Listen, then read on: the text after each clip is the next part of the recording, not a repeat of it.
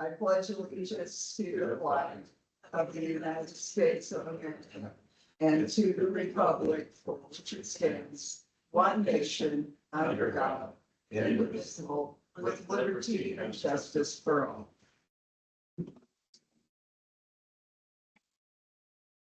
Welcome, everyone.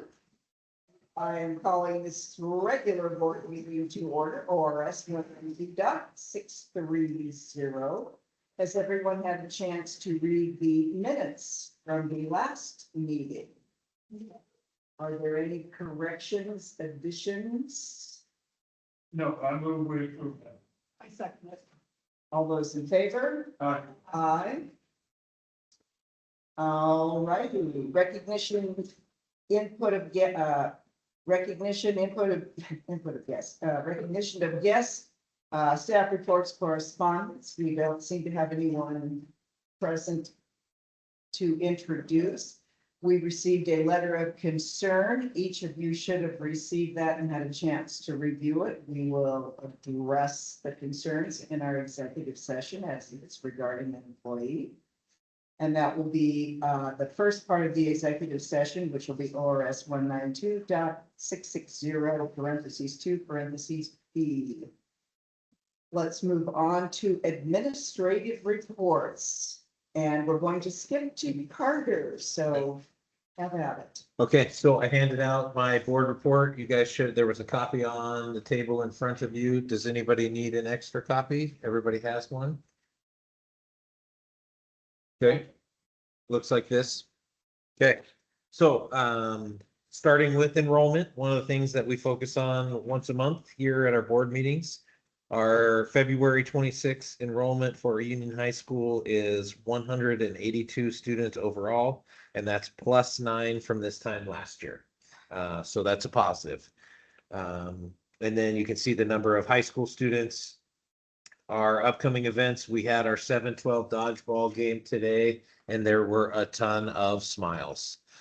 For the seniors to beat the staff, it was an enjoyable moment for those kids that I think they will remember for a very long time.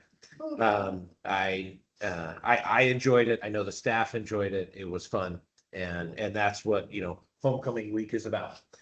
Tomorrow morning we have the high school pep assembly. That'll be morning assembly schedule, and our ASB officers do a great job. They do a great job of getting kids involved. They do a great job of cheering us on and getting everybody jacked up for homecoming week. It is 8:40 a.m. high school gym. Yep. Then with the ski bus on Friday, and James, I'm sure we'll talk about our big events of this weekend with basketball. Then Saturday, we have our homecoming dance, and we've streamlined this over the years. We used to do this different nights. Now it's our 7th and 8th graders go 5:30 to 7:30, and then we clean the gym out, and then our high school kids go 8 to 10. It seems to work out really well. I think it's even better for the ASB officers that host it, because it's one night of setting up, one night of tearing down, one cash box, all of those things. And when we do it like this, it seems to be well attended. And so thankfully, because this week is so busy with, this meeting tonight, basketball tomorrow, basketball Friday, dance Saturday, we get to take Monday off. So kudos to Shauna and the ASB officers for planning all of these events this week with a holiday on Monday. Eligibility, we have 8 students on the eligibility report, and I would say that Rondi and the DEN staff are doing an exceptional job. I know Tuesday morning, 4 connections. It's very busy because we not only do we bring these 8 students in and we get them their basically their grade check sheets, and we have highlighted all of the missing assignments, so then we can have them sit down and go, hey, get to work on this. Then we bring in all the students with 1 failing grade, and we basically fill the commons with kids. And so it's really good stuff that we are on top of these kids and not letting them fall through the cracks. The big piece that I would say about that with this is that the reports that Rondi is producing and that the DEN staff is getting highlighted helps us help kids. And the first couple of weeks of the semester are either do or die. You either got your assignments done, you got them turned in, or you didn't. And so if you didn't, it's very easily you are failing your class because there's very few grades in the grade book. So 1A and 1F, now you're at a C and you forget something. So anyway, that's what's going on in the high school right now. So the eligibility, that's a good thing. So the next thing I would say, you can look at first and second quarter. Those are our overall attendance rates. Attendance rate and chronic absenteeism. So let me turn your attention to the next page and look at the green and red graph in the top left corner of the next page. So regular attenders, we have 114 students in regular attenders. That's 64% of our high school population. And what is the regular attender status? That's 90% attendance or above. So essentially inside of a quarter, you can miss 3.5 days. All of those chronically absent kids, they are getting excused. They're excused absences. Mom is calling in and saying they're sick, or dad is calling in and saying they've got a surgery, or whatever it is. That those chronically absent kids are getting excused. And so it's very difficult when you look at that. Then you look over at this bottom right-hand corner graph and you look at per grade level and its attendance by grade level. Well, our 7th grade is at 93, our 8th grade's at 89, our 9th grade's at 92. So in the regular, what I'm saying is in those regular attender in that green category, do we have a lot of kids that are above that 90% threshold? Yes, we do. In this chronically absent, do we have a lot of kids that are just below that, like our 8th grade that's at 89%? Yes. But do we have some outliers that are absent a ton? Yeah, we do. And so that drives that number down. It's very difficult to kind of describe, but those chronically absent kids, they're getting excused. It's an excused absence, whether that's an activity or a field trip, or they're just homesick, or it's a medical absence. Like you got a concussion, you don't get to come to school for 2 days, that you're still in that you're still considered absent, but we know where you are, we know why you're absent, but then the state still considers that chronically absent because it's below that 90% threshold.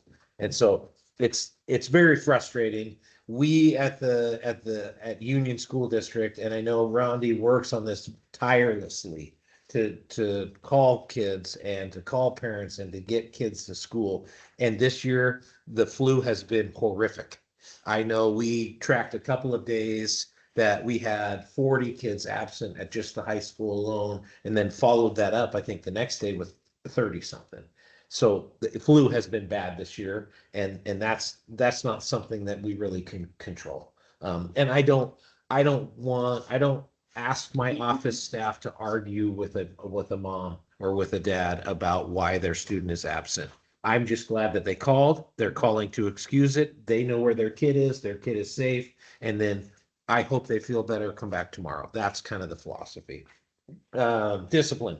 We've had a couple of lunch detentions, and you can see that's number 5 down there. We haven't had very many after school detentions. I think that's a big deterrent for kids because that's their time.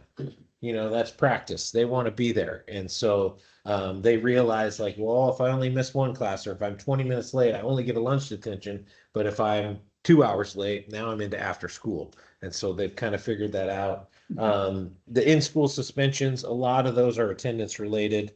I would say 90% of them are. And then we had an altercation. The first one of the year on campus last week. And so we had 2 high school students. And we don't condone physical violence. There's no room for that in a school. And so both of those students were suspended out of school. Chris and I worked on that together. I was in an observation when the altercation happened. By the time I came out of the altercation, Chris was working through the situation, and then we divided to conquer. He took one student and called that family, and then I took the other student, called that family, and discussed the situation. And the parents were understanding. I think is the only can really say that truthfully. So then attached, you can see there's the high school attendance graph that I spoke about. It breaks it down. There's 2 pages. There's the first quarter is the first page, the second quarter is the second page. I'm predicting that our third quarter attendance is going to not be very good because we've gone through this rash of the flu.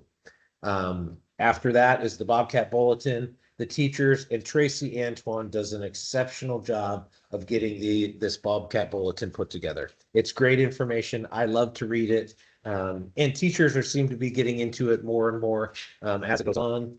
The next after the bulletin is the academic calendar. And that is that I had very few suggestions. I had one, and what they suggested would have been a violation of the teacher contract. So I couldn't do that. I explained that to them. So this calendar is fit for you guys to adopt. And then the last page of my report I'm super excited about is the ASVAB score and test descriptions. I think I found it. Like, remember one of my goals at the beginning of the year, we were talking about finding an assessment that isn't going to cost us a lot, but is going to be a wide array for high school. Because at the elementary school, and Chris's staff and the 7th and 8th grade staff do a great job with iReady for math. They do a great job with star reading. But this, we can test our high school students.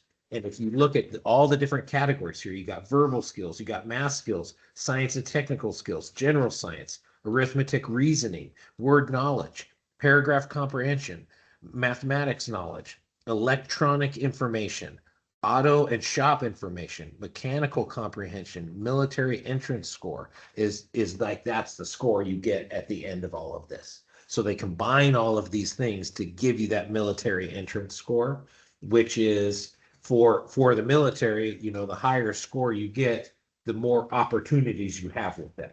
The lower score you get, the less opportunity, the less jobs, very well done, the less opportunities there are for you. But when I looked at this, and then I compared it to the SAT and the PSAT and those kinds of things, this has those skills that the PSAT and the AC talk about, but it also incorporates, you're talking about electronics, you're talking about auto and shop information, you're talking about mechanical comprehension, and then you're incorporating also the science and technical skills and general science. And so this is the one test I found that it has the broadest array of different things that we can assess. And basically Josh White has figured out how we can test, he and I, because if you test over a specific number of people, you have to have multiple proctors.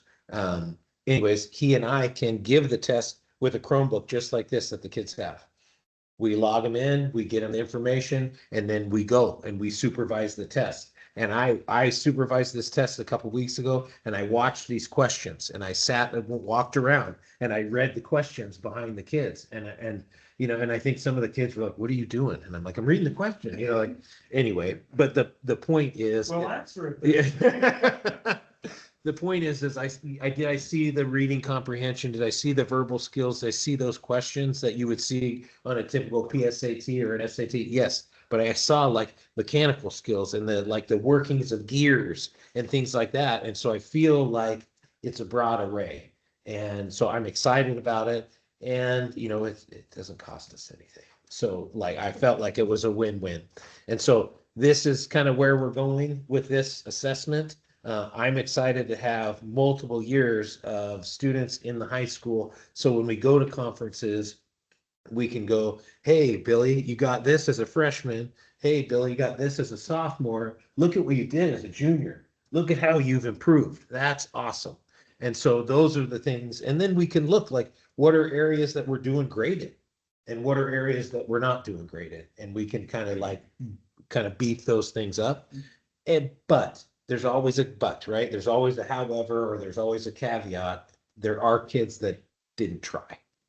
Well, You know what I mean? There was a kid that finished in 15 minutes. I'm like, how how did you read all those questions? 15 minutes. It's like, click, click, click.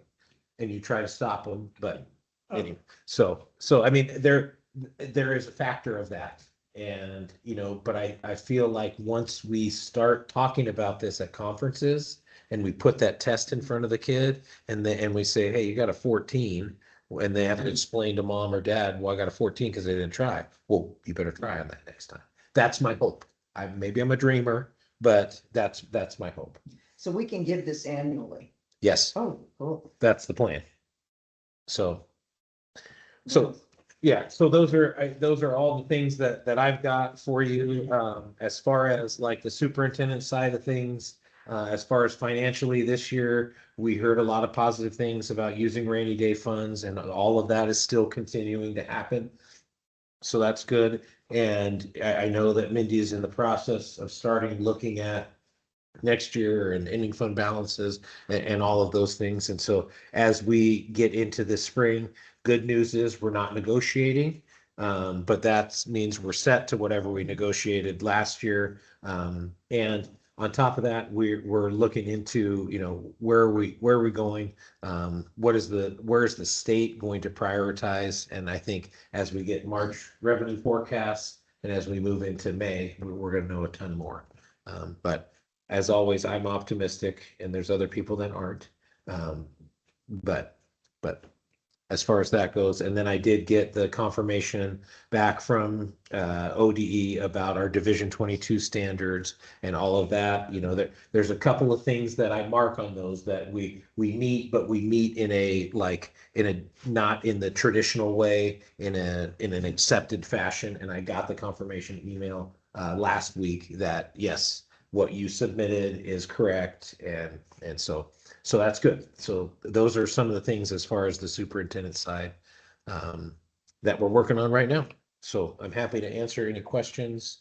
I did kind of go fast, so. Good, I was just gonna say, I think it's important to note that I did check, and as a general rule of thumb, the ASVAB scores are not accepted by any colleges in replacement of an SAT or an ACT. Yeah, So kids need to not have that expectation. correct. But they still need to be the SAT, they still need to be sitting to the SAT. Yep. All those things. And I have been, Mindy can attest to this. I've been on and off the phone trying to get fee waivers for the SAT for Yeah, kids. totally And great, but just- and we, yes, we're not. And I think maybe I misspoke. I may have been referencing the ACT and I may have said the ASVAB, and I apologize about that. But yeah, it's not a college entrance exam, but it's an exam that it doesn't cost us anything, but it's a grind away. Yeah. And so then, but yes, are we gonna encourage that 50% of our college? Yeah. You got it. Any other comments or questions on that one? All right, James, you're up. Or is that unless we meet back down here? Or that's, We like to be. yeah, got me a good jog. I have to do a jog down here, but I realized I'm not in that good shape, so. Did you got one? Yeah. Okay. So, update on Hampshire sports, we're getting close to the end. We've got our final 2 league games this weekend, districts next weekend, and then we'll jump right into state. Boys are ranked #1 in the power rankings with OSNA. If you look at the coaches poll, they're #2. Kind of the OSNA rankings by day, it goes back and forth. I've seen a lot more movement this year in the top 10 than I've seen in the past years for whatever reason. And half of the top 10 is the Portland conference. That's all private schools. So, and they all play each other. So maybe that's the reason, because they're playing each other, beating each other up. But we've 18 JV games this season. It's a little bit off there. We had one more JV game last year, but it's getting close. We had a bigger gap than we wanted this year, but we can make one work in December. So as of right now, we have one set for the 18th, because they changed that rule to where if you're varsity still playing, your JV can continue to play. So they're able to pick up a game there for them. A couple accomplishments. Odin got recognized with OSNA for coaching excellence. I was won't take any credit because I didn't nominate. My last 2 years, I've nominated so many kids and coaching their teams, knocked that focus, so I kind of gave up on it. And I never heard even anything back. So I kind of gave up. So I don't know who nominated him, but I'm glad he got it. So Yeah. And then also KJ Klebaum passed the 1,000-point career point mark about a week and a half ago against Ohio. So we're recognized for that tournament. So. Girls are ranked number 7. Been playing really well lately. They kind of faltered their early league against Elgin, but haven't since, and they took it to Elgin pretty good third place. I guess they were determined to show with Luke that they beat them at our place. So the girls are playing well. They're on a good roll right now. So going into districts next week. Boys wrestling has been doing phenomenal. They got recognized as the team of the month for 1A by OSA because they went down to the unofficial 1A state we host every year. It bounces back and forth. The west side will host it next year. We hosted it. Crane hosted it on this side this year. So not everybody's there, but a lot of the good teams trying to get there, and they ended up winning the whole thing down there.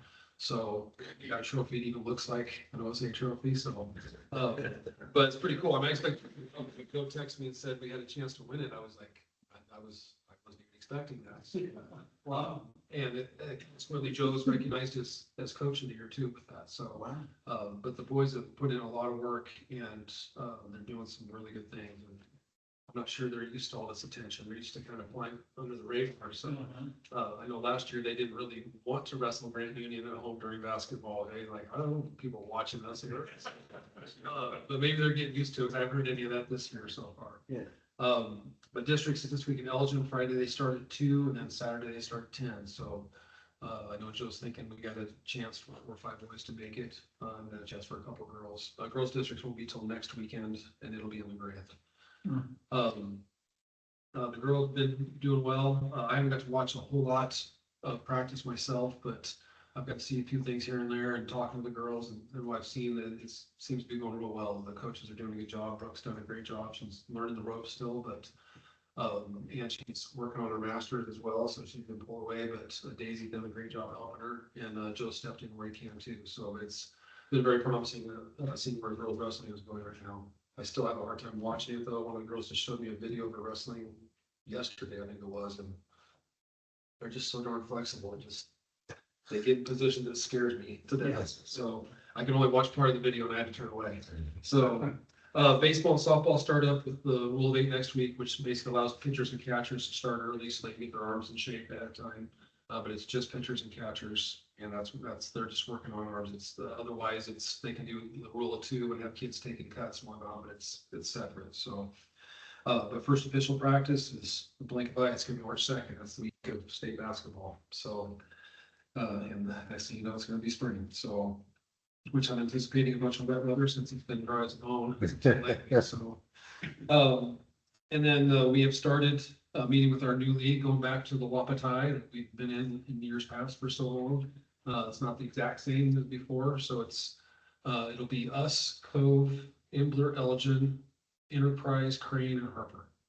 So somewhat similar, but they're calling it the Wapatai. So, but we met and started coordinating things. We got another meeting coming up on the 23rd. Tony Haddock and I met with LeGrand on Zoom, school district, to talk about them hosting both our volleyball and our basketball district tournaments. We especially wanted to have volleyball there since state is going to be there.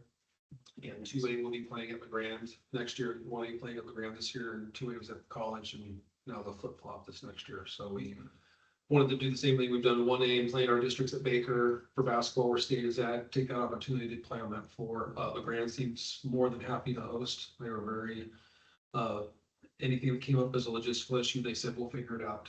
So they'll take concessions and we'll take the gate. So yeah, it should be pretty mutually beneficial. We got to figure out some details. Parking is going to be a little bit of an issue.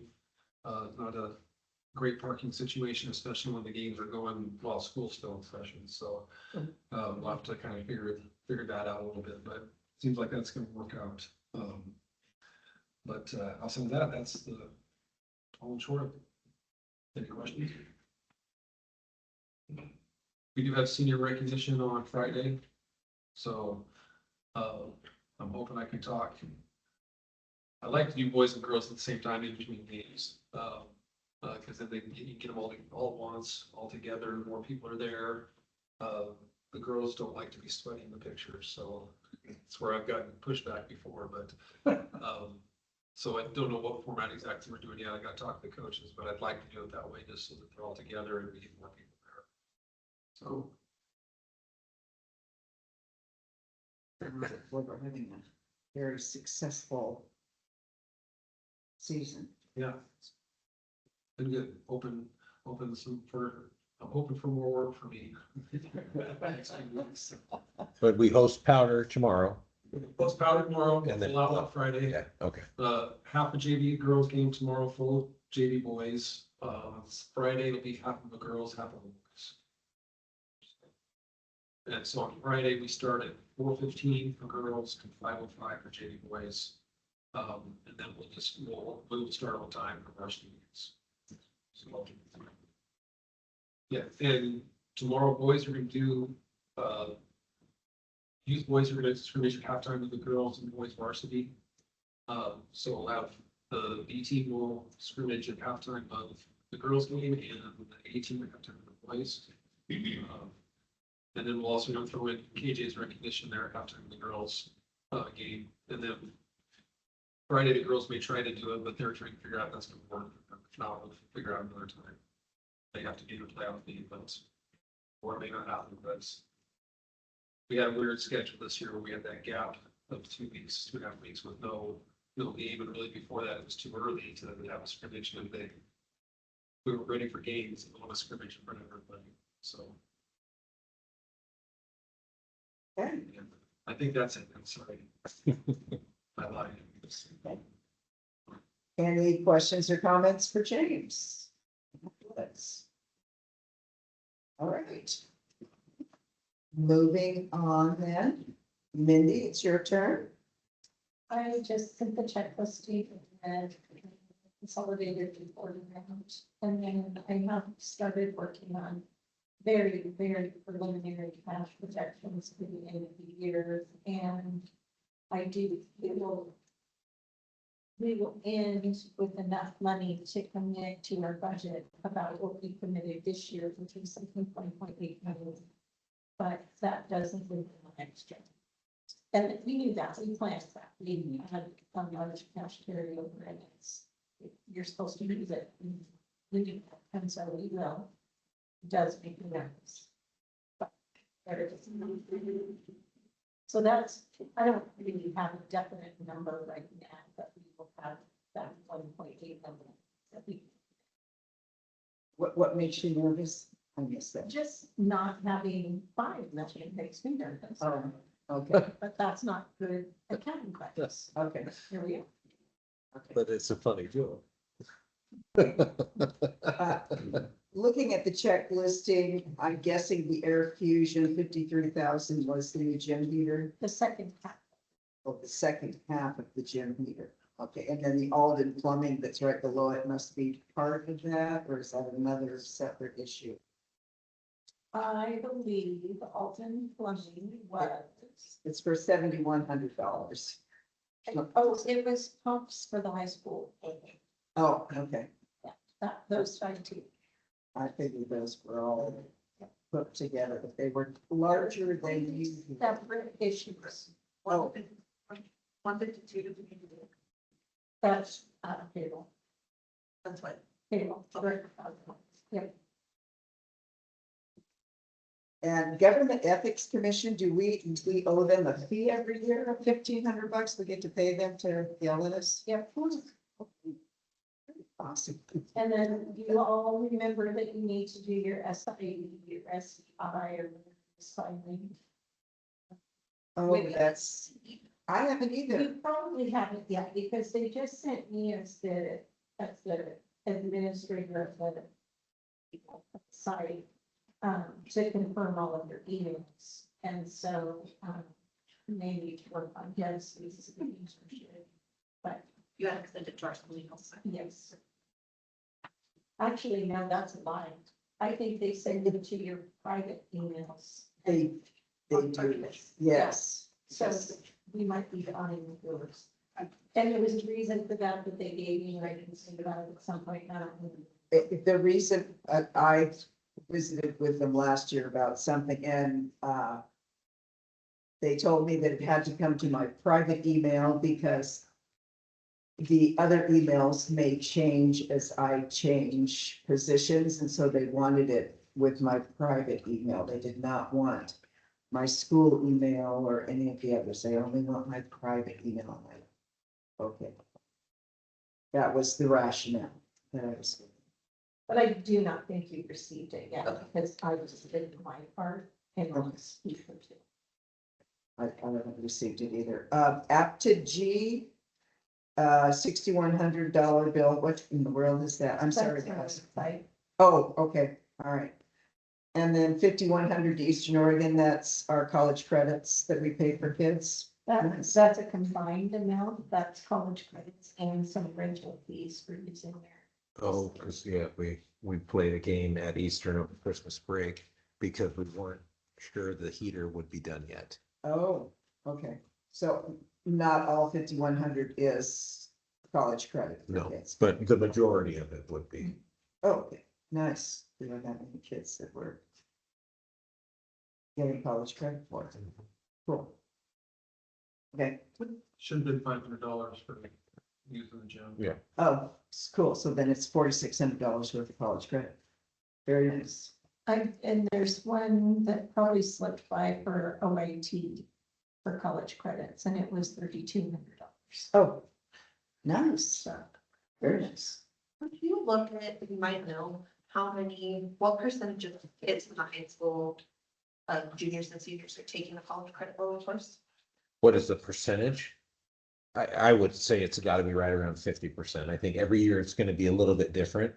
But I would say the consistent over the course of the years, like some years we would have a big number. I mean, I remember I went to Eastern to get a teacher to teach Math 111 and 112 on campus because we had, I believe, 10 or 12 kids that took that class that year. But you know, that's, so every year varies a little bit, but I would say it's probably on average over the past decade, it'd probably be about 50%. Maybe that's something at the end of the year, kind of an end of a, when we get our final report from you, that would be really interesting to see how many college credits were earned or by, yeah, the percentage of kids taking that. That might be interesting. Juniors and seniors. I mean, we have a sophomore class that's your communications class, like your speech 111, 112, that is sophomores. Success 101. Yeah. Say you're a freshman or. Doing Success 101. So I mean, there's quite a Maybe bit. just a breakdown of all of them that kids are taking. How about just the number of kids that receive college credit for That this school year? Yes, that would be cool to add to that final end of the year report. I also wouldn't mind knowing what classes they are and what our total dollar figure is on like OIT and, like what Eastern, like what we're paying versus how many kids we're sending through, kind of a thing. Okay. And what percentage took them and passed and got credit? Well, we only pay for it if they pass, right? Correct. Okay. And we pay for all kids. It's not economically based. Correct. Perfect. Okay, perfect.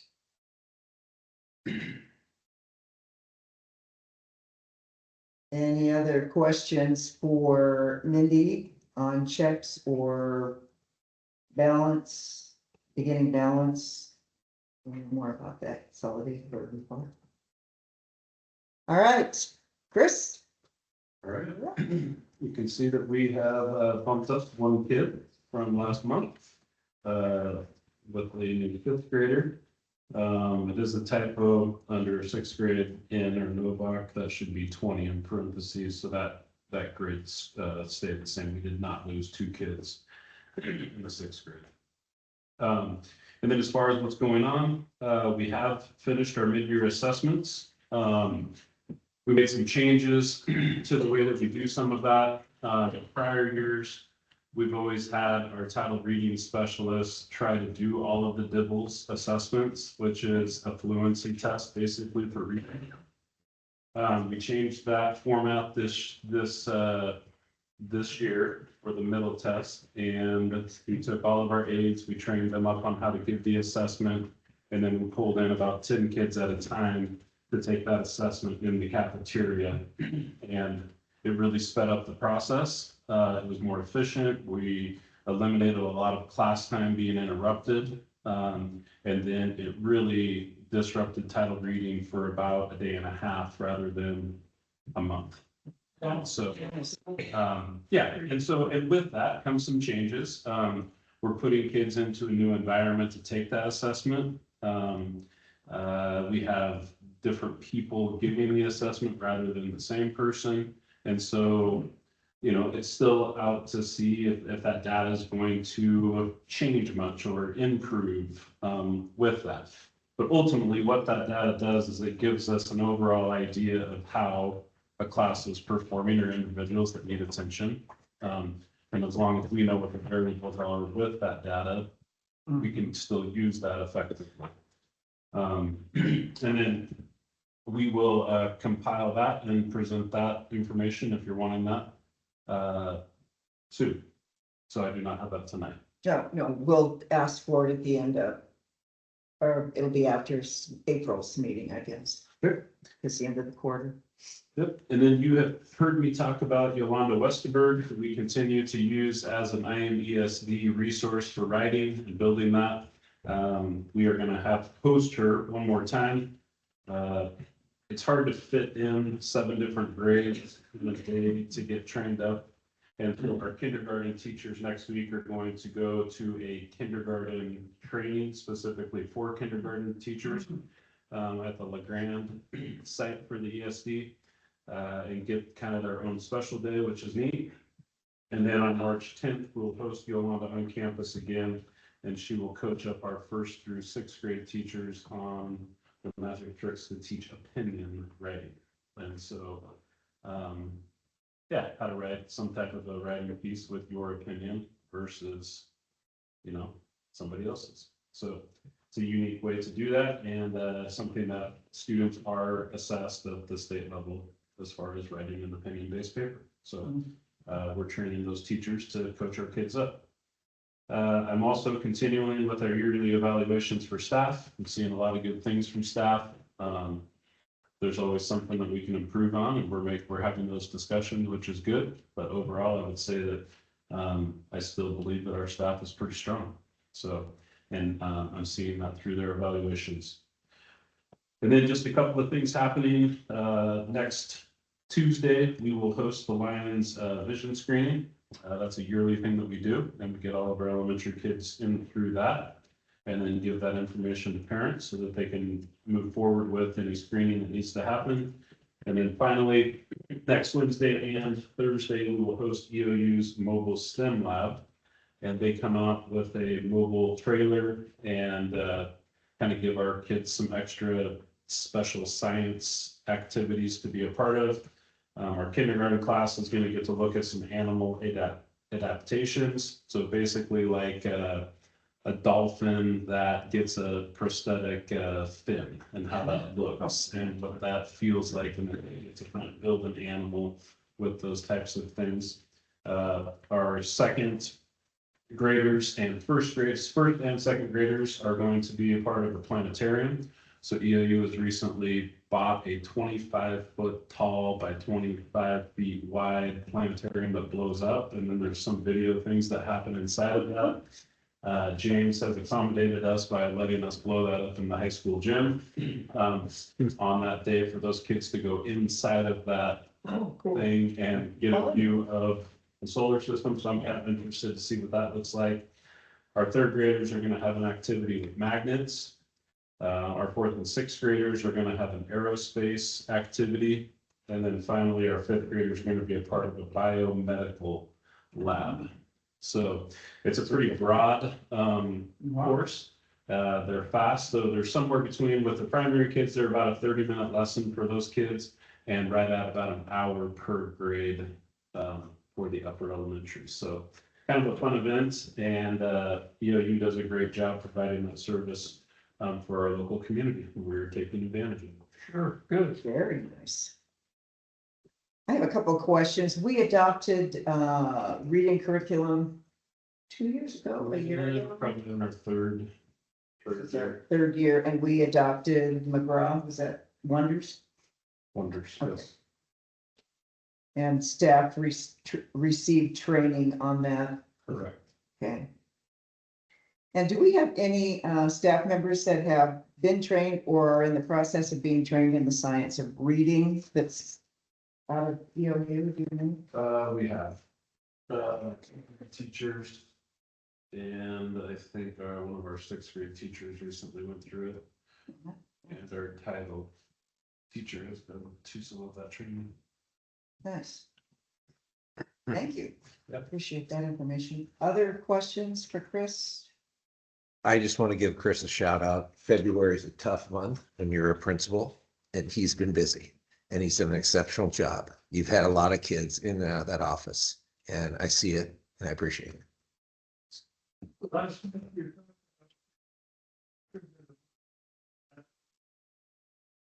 No complaints, people showed up. Kids were a little quieter. That 9 o'clock versus 2:30. And so, it's been great. I thought that people would balk at it, but I kind of thought through it, like if a parent can get off work at 2:30, they could probably get off work at 9 a.m. too. So they're doing something to get off in the afternoon, and it's a half day, and so. And it's been nice, and what it does is it breaks up that assembly for us. Sometimes it feels like when we're doing the same thing every month at 2:30, and it's the same format it's probably more me that thinks about it, but for the kids, it's just the thing happening, but it avoids the same teachers having that prep taken away.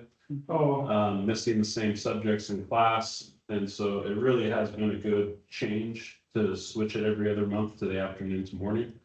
And I have not had anybody complain about it as far as parents go. Good. Seems like a good parents. Right at the end. Which is what I care about. So, yeah, we're paying them to be there, whether it's at 9 a.m. or 2:30. All right. Any other questions, comments for Chris at this point? All right. Policy items, we still do not have any, which makes me a little nervous, I've got to say, because that means we're going to get a whole passel of them, but I suppose when this legislative session is through, we'll probably see something or a whole bunch. Who knows? But that's where we are. All right, information and discussion. Carter, tell us about the internet, since we are now back at the athletic complex and we have this cool looking thing on the wall. So long story short is they connected Mindy's office to this building. And now that is connected to Mindy's office, which is connected to the internet that is provided at the high school. It's amazing to me. They went down poles and around and then dug from 10th Street all the way down to the complex. It was a very elaborate project that was all E-rate dollars, which was very good. Those are like internet connectivity dollars. We get so many every couple of years, and then you have to use them. It's like an incentive to upgrade your technology system. We don't do anything without the internet anymore. We don't do anything without phones, that kind of stuff. Pilot Rock, the other day, they didn't have power. They closed school for the day. No power. So that kind of thing. So we are connected. There's a couple more steps that we have to do. I met with the tech people today. We talked through all these things. They are going to give me some options, and we're going to bring some things down. They're going to borrow some things from other places and bring them down here, and we're going to see which one works the best for our setup. And so what essentially it's going to look like is there will be a cart. The cart will sit right here. On the cart, there will be a camera that will be pointed this way so that I can see everybody. And then there will be a computer. I will log in just like I did with this computer. I will log into that computer. I will use the screen as like my computer screen. And then I will put the meeting up on that. And so it will show you, just like this does, what it's seeing. And then from there, I will connect what we had. This is where the options come in. And they have where there's microphones that you can daisy chain them. But the one I'm interested is the one that also has the speaker as part of it. So that we don't have to turn the speakers to max volume up here so the people in the back of the complex can hear. So my hope is that we'll be able to find something, and I requested that today, and they're looking to beg, borrow, and steal from other places so we can try it and we can test it and we can sit down here and I can sit over here and you can hear me. And so it's actually pretty exciting. It's a one-time cost for us. Like, we're gonna buy this equipment and we'll have this equipment for probably the next decade and not have to worry about it. Is my guess. But it will be much more sophisticated than the current system that we're using. But I'm excited about it. Not only is it here, we're going to go point to point to the crow's nest. So when we do track meets and we need the timing system for track meets, there hopefully won't be any kind of lag. And then the where they're casting the internet this direction, it encompasses all of the baseball field and all of the softball field. The big drawback with that system is we're under the impression that because the Quonset hut is a metal building, we won't be able to get the Wi-Fi through the metal building. And so if we have to do something like that, we might have to pay for another point to point. And then you could put one of these inside the Quonset hut, and then you could have internet activity in there. And that is, I mean, pretty much every point on our campus would have internet connectivity, which is pretty exciting.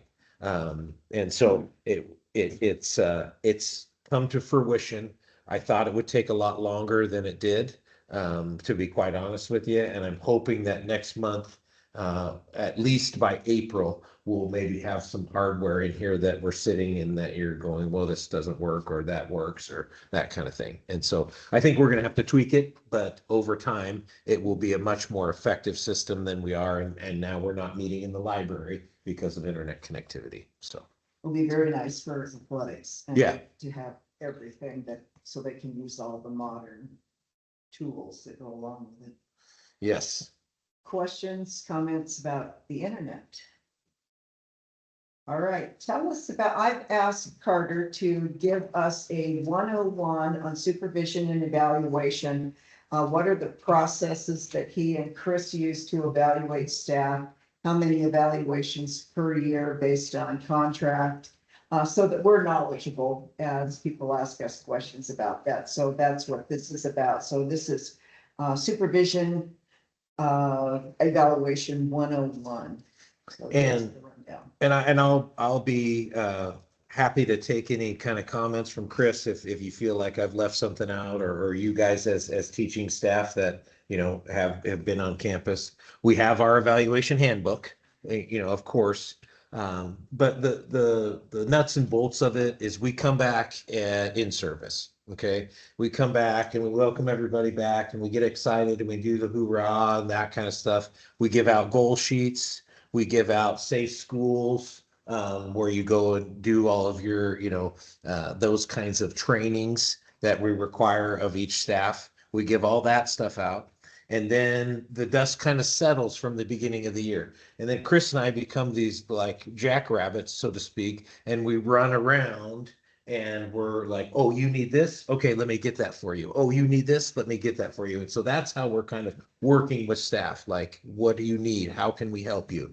And then now we're into November or December, and we have done lots of informal type observations and evaluations. And that's little, short 5-10 minute things where we're walking into a classroom and we might be working on some other assignment, or we might be working on some other task. We're in that classroom for a different reason, but we're watching and we're seeing how you're interacting with kids, and we're seeing the lesson that's up on the board, and we're taking that 5 minutes, and it's a 5 minute like short, little teeny thing where I can walk away and give somebody a pat on the back and go like, that was awesome. The vocabulary you were talking about, third period was really cool. And so those are like the informal stuff that we get as we just do our jobs, going from one incident to the next.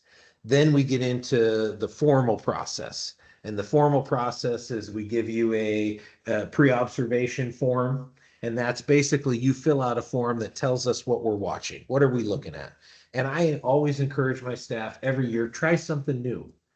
Do this, try something different that you haven't done before, that you've always wanted to do. And then let's talk about what you're going to do. Let me watch what you did. And then let's talk about how you did it and how you think it went and how I think it went. And but then there's the formal forms that go along with that, which is the pre-observation form. Then I give you the reflection sheet, or Chris, we give you the reflection sheet, and you write and fill out like, well, I did this good, or I did this bad, or this was horrible. Like I couldn't control these kids, whatever it may be. And then I give you a self-evaluation form similar to the self-evaluation form that you expected me to fill out and have for my evaluation tonight. And then they bring those documents to me. I look at those documents, then I fill out my formal evaluation of them, and we sit down and we discuss it. And I put the goal sheet back in front of them and I say, do you remember these goals at the beginning of the year? How are you working towards those? And then if there is a big concern or something I saw that like, I am nervous about that, then I will ask to do a second formal evaluation. But I will tell you this, and I'm almost through. I've got about 4 or 5 more evaluations left of my staff this year, to the formal ones to do, but I get the best of the best. I mean, that's what I get. I walk into those rooms and I get the best, and whether it doesn't matter what the subject is, I'm getting the best of that individual, and I love it. And it makes me miss the classroom. And we did an activity in a classroom yesterday, Tuesday, and it was a murder mystery. And the teacher knocked it out of the park. The kids couldn't stop talking about it. And they're like, we can't stop, and sorry, the period's over. We're gonna have to come back tomorrow, like that kind of thing. And so that's all about the vocabulary, and it's about the reading comprehension, and it's about them picking up the details in the writing. And so what I'm saying is I'm seeing all that stuff. I see what's going on in these classrooms. I love what's going on. And I, like Chris would say, I would compare our teaching staff with anybody across the valley or across the county and say, hey, I think we knock it out of the park. And so that's kind of the big picture of, the supervision and management, but we run. I mean, literally, like I run across campus. I mean, I think there was a multiple times where we just run across campus and we're trying to take care of whatever the next thing is. And so there's lots to do. There's lots of what we do that is evaluatory or is in a supervisory role, that isn't, as much written down as the formal observation pieces that we use. What questions do you guys have about how this process looks? I know this process, but I know it's, How many times a year do you have to do annual evaluation or like formal evaluations? I typically do one. I make sure I always do one, and then if there is a concern, like if there's a concern and we saw something going on, whether it was a classroom management concern or it was the lesson structure concern, then we would have that discussion at that meeting, and I'd say, okay, I'd like to schedule a second one. This is an area that I have concerned about, and this is what I want you to focus on in this next lesson that I have you teach. And so that's what would happen. And has that happened? Yeah. Have we put teachers on plan of assistance because of those things? Yeah. Is it uncomfortable? Is it not the favorite thing that I do? Yeah. But do I do it? Yes. And it's, Is that kind of the standard? typically, yeah. I mean, and some of your new teachers that you really are concerned about, you may schedule to. You may, like, if you see something early on, like if I saw something in October that I was concerned about with one of our new teachers, I would have said, hey, I want to do one in December and I want to do one in February. But I did, in all those interactions and all those things and all those stuff that you pick up, the subliminal stuff, I think is the best way to say that you pick up from an individual and how they carry themselves. And then we get to know a lot about the teacher before we hire them because we put them in front of kids. We put them in front of kids and we know what you're made of before we actually put you in front of our kids unsupervised. And so that's a big piece. I mean, I think that's a big factor in how we've evolved as evaluators and managers. Do you think I missed anything, Chris? No, and I just kind of finalize, like, we do a lot of formative assessments that build, and we're not just in our office, and so we do see a lot and can build an idea of who a teacher is by just hearing them when they don't think that they're being watched. And they also come to us. They also come in and sit down and go, I'm having trouble with this issue, or I'm having trouble with this group. And then we talk through it. And we talk through, well, have you tried this? Have you tried that? Would you like me to come watch you try that? Yes. Or do we call, hey, why don't you call the instructional coach from the IMESD? And it may seem less abrasive to have your supervisor in there, but you have an instructional coach and you're actually working on something. So there's lots of different ways we're kind of doing evaluation and assisting staff. And it might not be me in the classroom or Chris in the classroom. It might be an IMESD instructional coach. Or it might be an Eastern advisor or evaluator. I mean, all of those things. I went through one that with a student last year that we did 4 evaluations of that student throughout the year. I think the undergrad is much more cumbersome than the master's. And it was great. It's so great to watch those teachers grow and learn and get excited. And the evaluation I did of that individual this year it broke my heart. We had a kid, she was doing a science lesson. I said this at the staff meeting a couple weeks ago. This great student, great teacher, great environment, teacher's doing the lesson and it's got this shading thing going and the kid just out of nowhere just goes, oh, science. I mean, it was just like, like that's the kind of stuff that we're doing. And so I see it. And so anyway, I just, I can go on and on about this. I love the classroom. I miss it. I'm excited I get to do an evaluation tomorrow. And it's kind of a break from reality. Does that make sense? Like you get into the classroom and everything else goes away and you're just focused on what's happening there with kids and that adult. Questions? Deb, do you have questions? Yeah, on your informal, when you go in and out of the classroom, do you feel like you get it all the classrooms covered in a period of time or? Some more than others, I Yeah. would say. To be Like, honest, you feel comfortable that you got you to observe I would say like most of your staff. formally, I get one official formal evaluation. But I would say some I get more than others.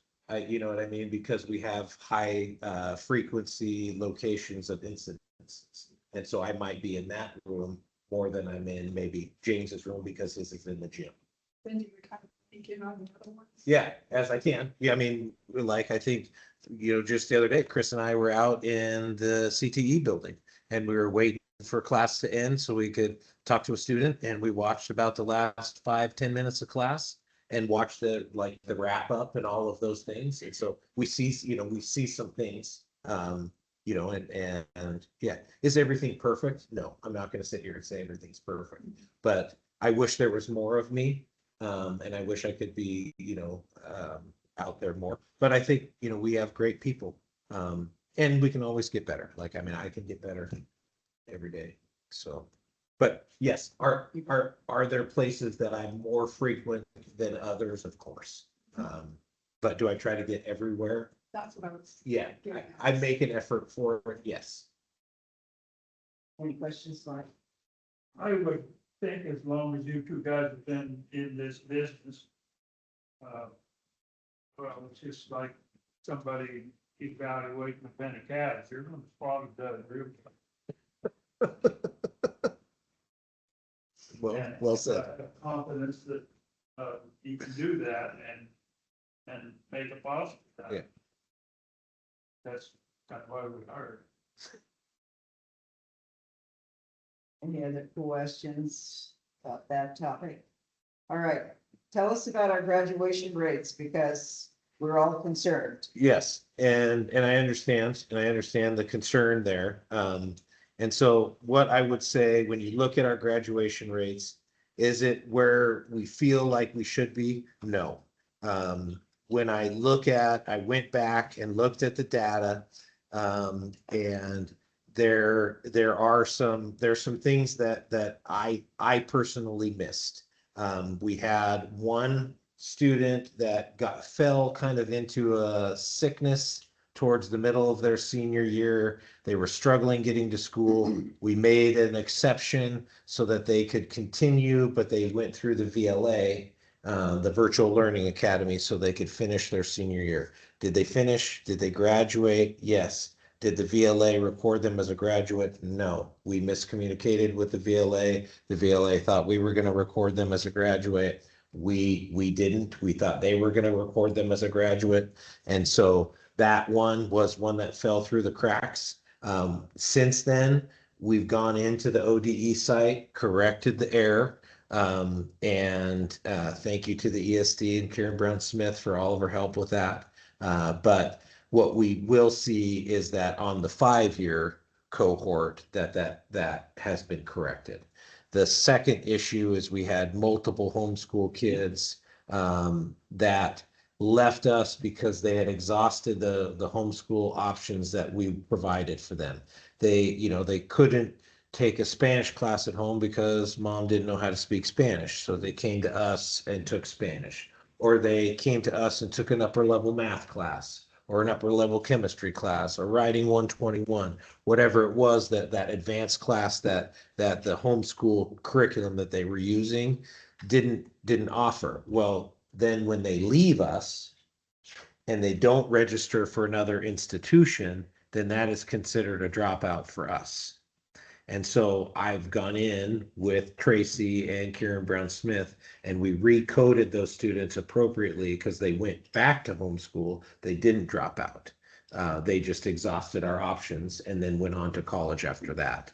And so the point is that those are some communications errors and some things that were unforeseen. And I couldn't have predicted it. And so we've gone in and fixed the errors. And I believe that when we see our graduation rate next year, and you look at the 5-year cohort, there's the 4-year and then there's the 5-year. If you look at the 5-year cohort next year, it will be much more improved than that percentage that we received this year. Recalculate this year's with those recorded, what are our rates? I would say it's roughly 90%. The ODE has a very, very complicated formula of how they get down to, like 83.2%, but I would say it'd be roughly around 90% somewhere. I think there was in that graduating class that we had that would have graduated last year, are there roughly 3 students out of 30 that over their 4-year cohort that they were a union kid, that we lost them somewhere. They may have gone to another state. They may have dropped out. They may have done any number of things that we never found out. And how it's tracked is that it's all about records. And so who owns the records at the end, and did that kid finish? And so there's a couple of students that we owned the records at the end that they didn't finish, and it's because of some extenuating circumstance that we didn't have any control over. And we call, the records request scenario is a nightmare for school secretaries. And so that is how I would define how the situation that we're currently in, and it was unforeseen. There are some validation windows. We were fortunate enough, the second period ADM validation window was open, so we were able to go back in and correct those with those 4 students. And then as moved forward, throughout the year. Tracy has a plan to make sure they're corrected in third period and an annual ADM. And then when reports come out in the fall of next year about the 5-year graduation rate, that should have been cleaned up. And so obviously it's things that, we can do better and we can improve on, but I mean, it's really tough in a small school because you talk about 1 or 2 kids, in a class of 30, 3 kids is 10%. And so every kid really matters. And then, you look at some of our like freshmen on track rates right now, it's good. I mean, we have some measures in place, but there's some unforeseen circumstances of kids that come to us because they're going to live with grandma and then they leave and they moved somewhere else and never, we ended up with their records and then we just don't know where they went. It's very frustrating at times. So having made these errors, it sounds like you've addressed some of the systemic issues where we can have a backup look, or that Tracy has a process that she's going to go in more often and check on those. How are we learning from our boo-boo here so that we're not getting this black eye where we really didn't deserve the black eye, but well, we deserve it because we didn't put it in correctly, Yeah. but how are we correcting this systemically so we're not making the same mistake again, I guess is my question. And that would be the communication with the VLA and with those homeschool families. And who's doing it? Are you the double check system? Who's the? So Tracy would be the initial, and then I need to be the double check. And so I need to go back and look at those validation reports. And I don't know. I may have been able to catch it. I don't know. But yes, is that something that I need to learn and I need to get better at? And then I need to assist and be that, second set of eyes. Because do I know the names of the kids and do I know what happened to those kids, even though it was 3 or 4 years ago? It's funny because you look back at this list and you're like, yeah, that kid left and went to the west side, moved in with dad, but we never got a records request. And, so we hold on to that record because nobody wants it. I mean, we call over there, do you want this record? I just want to make sure that we, like I say, learn from our mistakes and have a backup system in place so that we're not repeating errors, because it's troubling. Yes, But if that kid that left then didn't go to school, then it's on us. correct, Right, we own it. correct. And so That's probably happened. it had with with 3 students in that graduating class. So, and that is where it gets very cumbersome and very gray. And, because we're talking about all kinds of other institutions, out-of-state institutions, private schools, home schools, church schools, there's so many that are out there that these kids are going to that, aren't going to communicate with us and say, oh, yes, this student showed up, please send their records. So they could go to a school and then that institution could not ask for the records? If it's not like a public entity or a charter school or collecting collecting money from the state of Oregon, yes.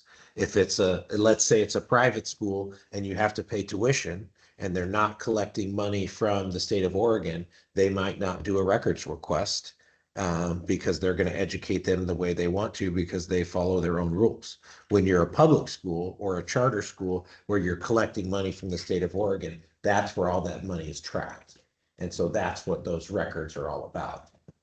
But some of these private schools or like let's say like it's a Episcopal school or a Seventh-day Adventist school or something like that where the family pays tuition to go to school there, they're going to probably follow their own rules and not the Oregon Department of Education rules as far as records and record keeping. They don't have to follow the Division 22 standards, all of those things. And so that it happens. Or homeschool kids don't go back and register with the ESD as a homeschool student. Mhm. So, and so you're taking people like with faith and then, you know, the part that is on me, and that Jocelyn, what I would say to answer your question is that, like, Tracy and I need to look at both of that validation report and cross-check our memories, because we could be talking about a kid from 4 years ago. And Well, and also putting a system in place that is a follow-up system every time a kid leaves, that we've got somebody following up with them. Where are you going? Calling and making sure that that's been, I mean, that's what you, yep, and to be honest with you, I'll tell you exactly, like, Ron, you did a great job with Tracy on this. We had a student who's a senior who left. There's a home life crisis that was going on in Union here, and they left. We encouraged this kid who was 3 or 4 credits away from graduating, go to your local school, get those 3 credits, graduate, and we got the records request. Nice. But it's like, I can't, I don't, you can't make them, but again, the follow-up for our systemic issues as far as us being accountable for those kids and doing our very best to make sure they get where they need to be and are successful, but also keeping our records straight so Yep. that we're not dinged. But it's just, I understand, it's legwork, I understand it's legwork, but probably, again, we don't want to make the same error. yeah, I agree. And I think that, like, the example I was just showing you was what we're trying to do different. Okay, perfect, perfect. I'll quit grilling you on that. Sorry. No, it's, Okay, anybody else on that one? All right. Action items. We have an academic calendar to adopt, it looks like. I put that as part of my board report. I think I talked about it earlier tonight. I think it's a third. No, the only suggestion I had was a contractual violation of the teacher contract. I explained that to that suggestion. I haven't heard anything since. Have you, as the union president, Joe, heard anything? So no news in my life is good news. And so that's what I would say. Macy, do you have any stock show concerns? Does it bump into, Don't feel it's good for next, good for next year. okay? Deb? Good. You're good. Mark, you good? Union's good? I also have not heard anything. Okay. Do we have a motion to adopt the 26-27 academic calendar? I make a motion, we accept the calendar. A second? Second. All right, we need to vote on this one. Deb, yes or no? Yes. Macy? Yes. Mark? And yes for me as well. Sadly, we have 2 letters of resignation. Did we run those off? Somebody has them.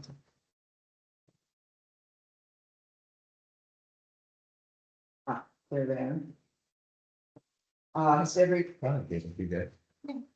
Okay. just a couple. Has everyone had a chance to read them, or do you want me to read? Everybody's had a chance to read them. Let's start with Naomi Carson, our music teacher. Dang, her husband wants to be a dentist and has to go somewhere else to do that. Big surprise. Sorry to lose her. Do we have a motion to accept her resignation? No, So, make sure she knows how well loved she is by the kids, and let's write her a really nice letter of recommendation. But she's, at least for my household and the household of or the friends of my kiddos, they rave about her. Well, and Chris did a great job at his staff meeting today, recognizing her and recognizing the loss for us. But how exciting it is for, Super excited yeah. for her, yes. It is. Absolutely, yes. Wish her the best and lots of success. Who knows, maybe she'll come back. Yep. Maybe she'll be back, exactly. Okay, We let her know how well she tried the kids. did we have a motion? Yeah. Okay, and Deb, accept yes or no? Yes. Yeah, Aye for me as well. We also have a letter of resignation and retirement from Greg Poor. Longtime teacher here, has done a tremendous amount for the school district in a whole bunch of different ways. Just from the small amount of time that I've been here. Again, a big loss, gonna be tough to replace.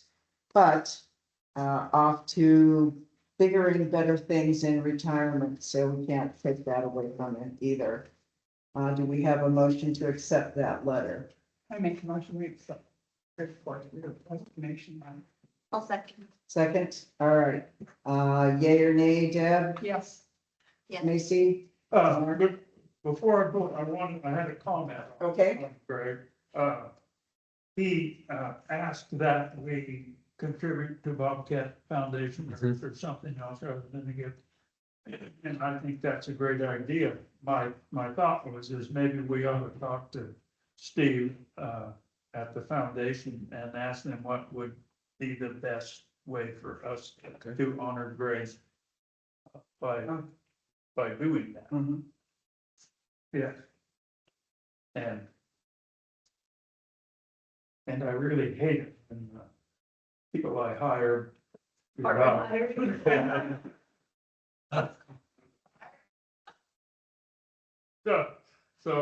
I will.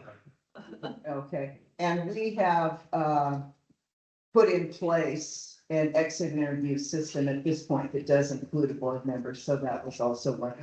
So that is taking place on all of our folks that are resigning, so that will occur. Nick has been involved in that at this point. Okay, so we've had a motion and a second, and we had 2 votes yes, and Mark is now an aye, and I am an aye as well, so we'll finish that vote. Schools and Community Summer Food Service Program Grant Opportunity. So I met with our food service. And I met with LeGrand Food Service. I met with the ODE Food Service. I met with a couple of other individuals on campus that are interested in this opportunity. And so there's a grant out there. We can apply for like seed money that would get us started. That would help us to fund the cost of the food and the cost of the payroll. And then we can be reimbursed for every breakfast and lunch that we serve. And so I am excited to get this opportunity started, to see if we get the grant money. If we do get the grant money and our application is approved, then we are going to be serving lunch, and it'll be a lunch and a breakfast in a bag for most of the summer. I think we're talking about maybe a week here or there, like the first week of summer and the last week of summer, that just to like get us ready to prep it and then get us cleaned up for the start of the school year. It's an exciting opportunity. It is a program that will ultimately pay for itself if we do it right, and if we do it for a long period of time, to the point where that it could help us improve some of our kitchen equipment. So that is, and we have some local individuals that are willing to take it on. They're willing to come in, they're willing to prep all of the food, they're willing to pack all of the food, they're willing to open up the kitchen and make it available for our community. And I'm excited to see where this opportunity is going to go. And so it's exciting. It's a way that we can be the center of this community. And I'm thrilled that we have people that have these hearts that are willing to take this on, willing to take it on in the summertime, and they will be compensated for their time, but it's more of out of love than it is out of financial gain. And so I will follow up with you guys as this unfolds. The first step is apply for the grant. Second step is get the application in, and once all that gets approved, then I need to get the people in place. I need to get substitutes in place so that people can take vacations. I got to figure out what my role as the monitor of it is, that stuff. But I think it's a great opportunity, and when you have some individuals on campus that are like, hey, let's look at this, let's do this, and then we met about it, and they're like, sure, I'll do that. Okay, let's fill out the application, and let's see if we qualify, and let's see if we get the money. And so that's where we're going with that. And it's just, like I said before, it's one more way that I feel like I'm trying to support our staff. And I'm trying to be supportive of them and say like, okay, you want to do this? Let me help. How do we help? How do we get this going? And so it's exciting.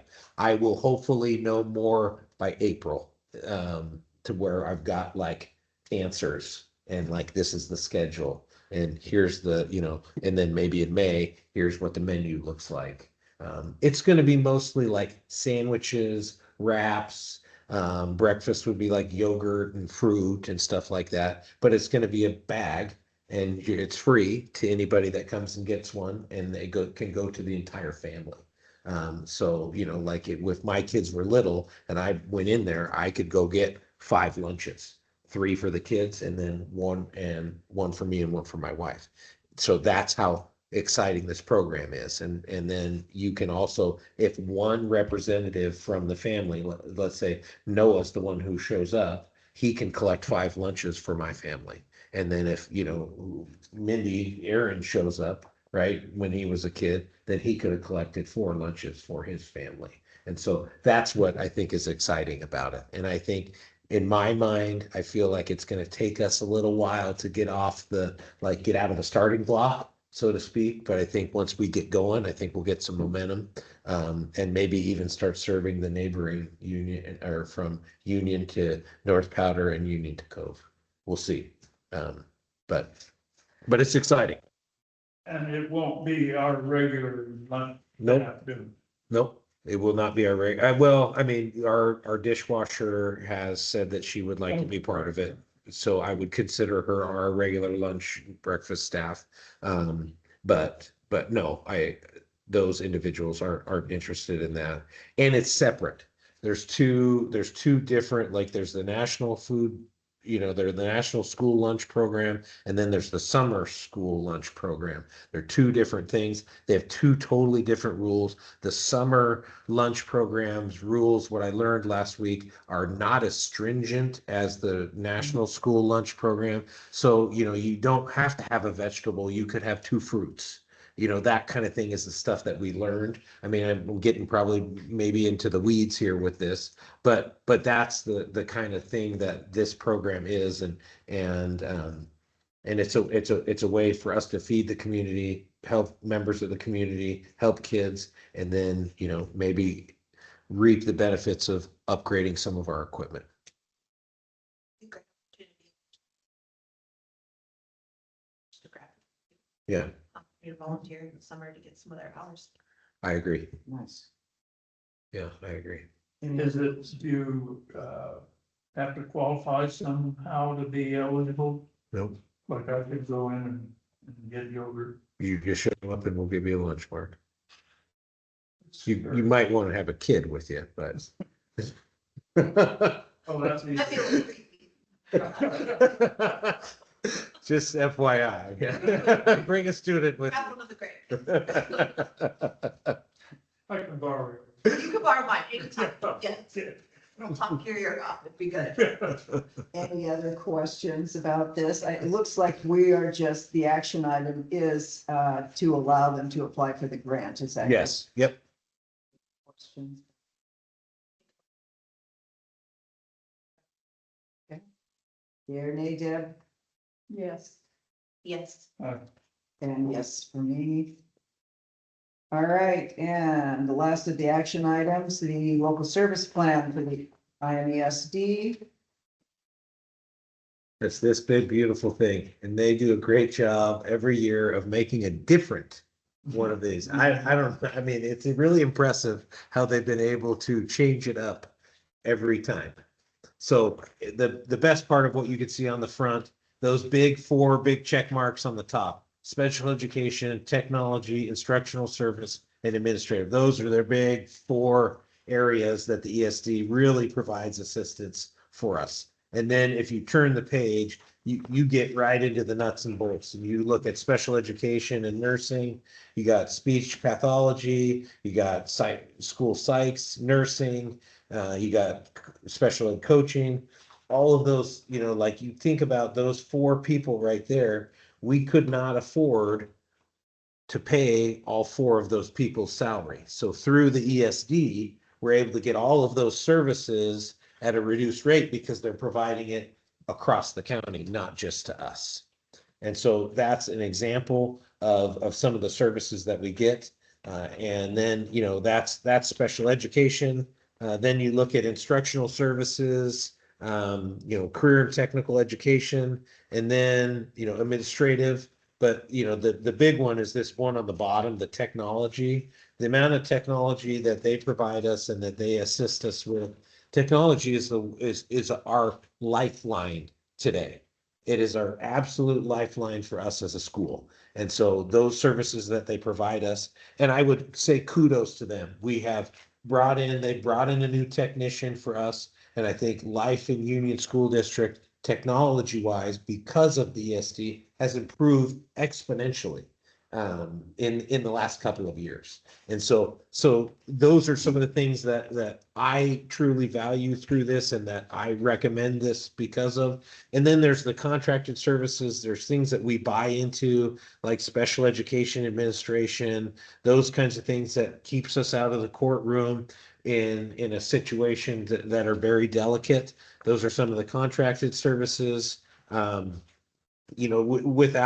Without the E-rate dollars that the IMESD funnels to us, we would not have the technology that we have down here right now.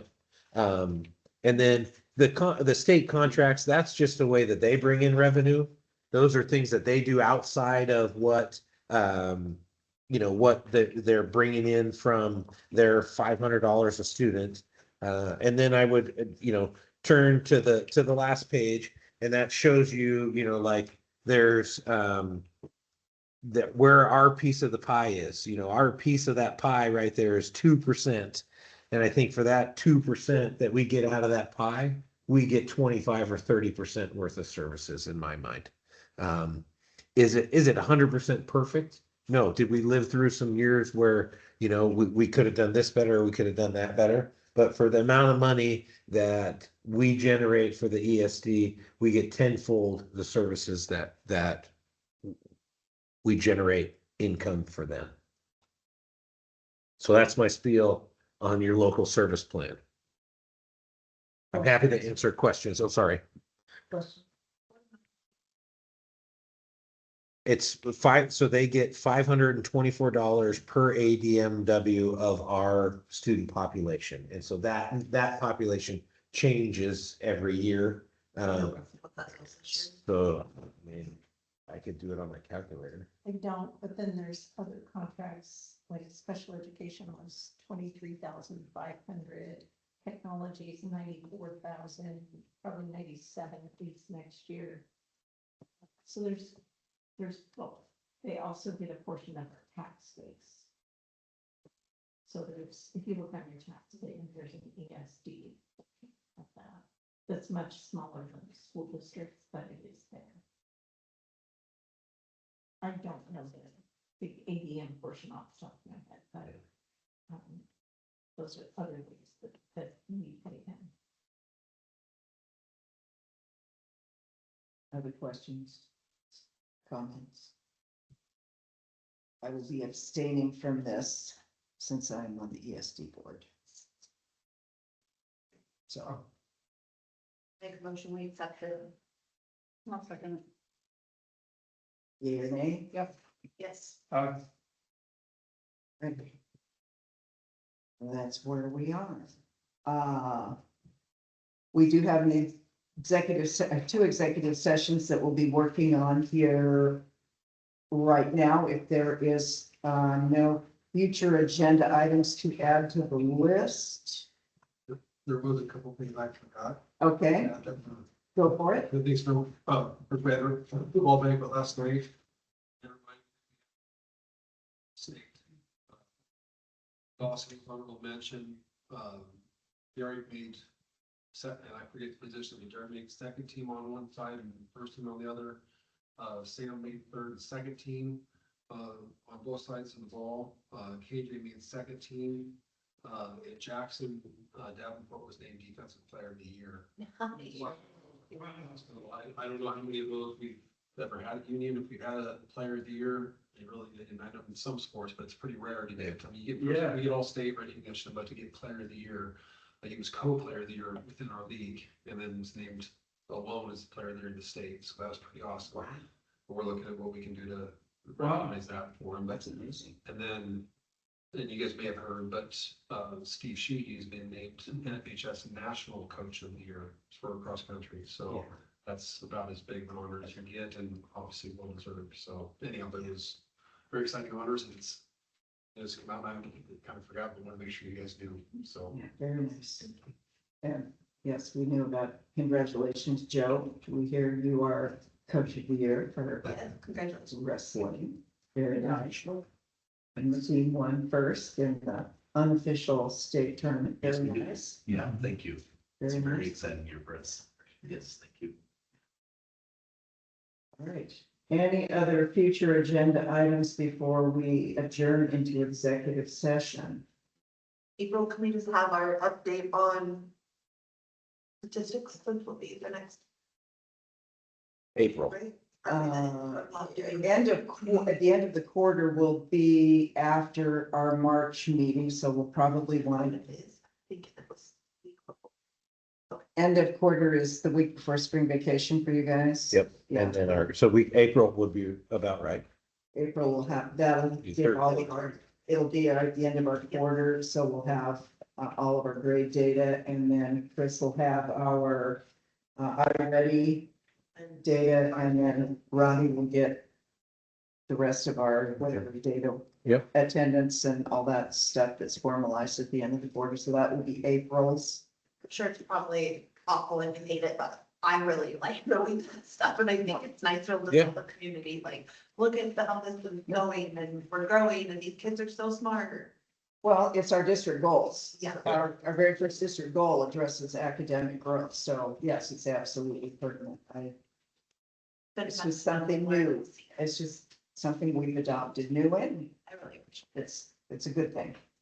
Jocelyn, before we adjourn, I would like to get back on the horse that I tried to get on here several years ago and talk to the fellow that owns our adjacent land over here and see if we can see if I couldn't feel him out as to getting either get that property or get use of it or something like that. And I wanted to see if that was okay with you guys.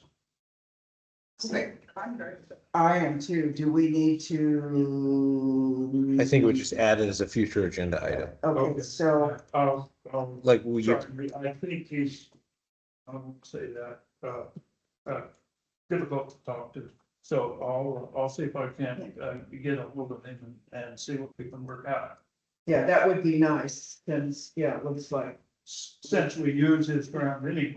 right, it'd be nice to do it officially and be able to maybe, Compensate for that Yeah. possibly. Okay, and especially for as spring sports are rapidly approaching, and we do use that a lot for parking, for softball, baseball, and track.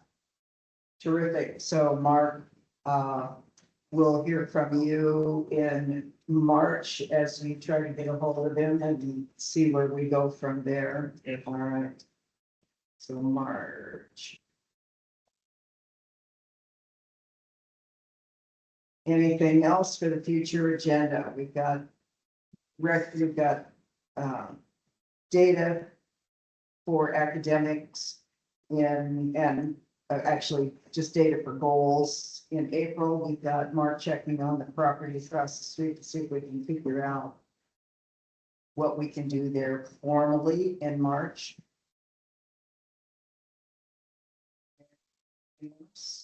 On that? All right, what we will be doing is we will adjourn into executive session. The first portion is to consider dismissal or discipline of an employee.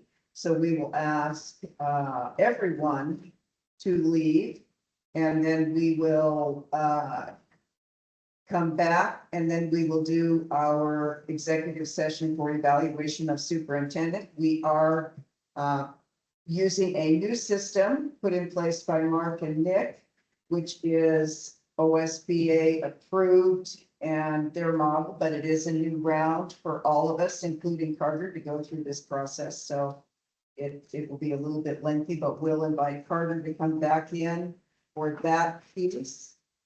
Then we will return to open session with any action items we have from either of the executive sessions.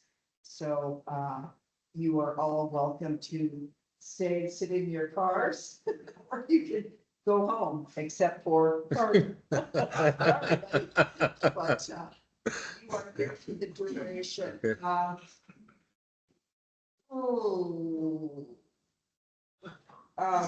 We'll take our own notes in these, so we will only have the action from the executive sessions, and I can report that to you to add to the minutes if you don't want to hang out in your car. I could choose tomorrow. I kind of figured that would be the case. Are you ready for me to stop recording? Yes. Okay. We are adjourning and heading into executive session. I will, would you write the times that you, it's like come in and out of, all, you know, Calling the regular board meeting back in session, and that is ORS 192.630. We have concluded both executive sessions.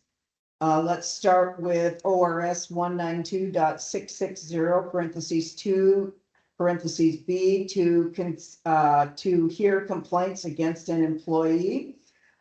We reviewed each of the claims in the letter of concern. Do we have a motion for action from that? Make a motion that Jocelyn devise a letter in response to Mr. Blackbur's letter of concerns. I'll second. Okay, yay or nay? Yes. Macy? Aye. All in favor, including myself. I will get that letter written and out. In consideration of ORS 192.660 parentheses 2 parentheses I, evaluation of superintendent. Mr. Wells provided us with his self-evaluation that included examples of evidence. We then, as a group without Mr. Wells, had a conversation about each of the areas, and we'll have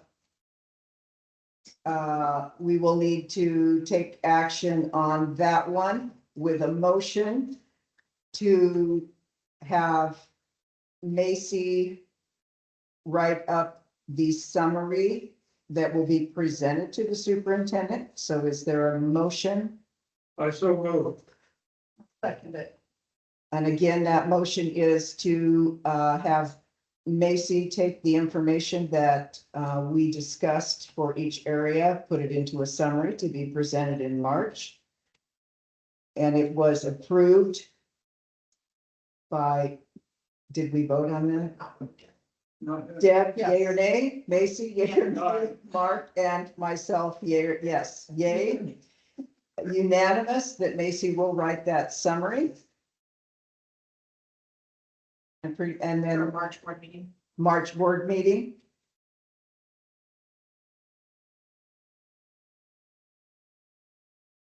And is there any further business this evening? Would we all like to stay here a few more minutes? Well, is there anybody that wants to talk Else, to us? anybody that wants to talk to I us? don't see anyone there.